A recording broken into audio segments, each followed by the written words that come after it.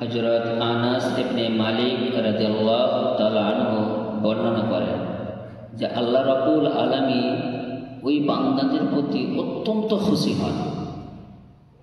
আল্লাহ পাক খুব খুশি হয়। তো কি সেটা?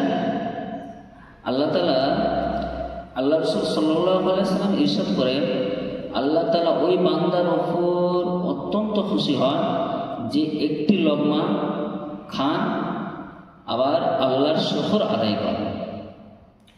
এক লকমা খান আর ওহার উপর আল্লাহ তাআলা শুকর আদায় করেন, আবার এক ঘট পানি পান করেন, আল্লাহ তাআলা শুকর আদায় করেন। আল্লাহ পাক ওই বান্দার প্রতি অত্যন্ত খুশি হয়। হাদিসটি মুসলিম শরীফে এসেছে। তা আমরা কি করি? যে আল্লাহর শুকর আদায় করি না। আমরা সবসময় চিন্তা ভাবনা আমাদের কি থাকে যে আমরা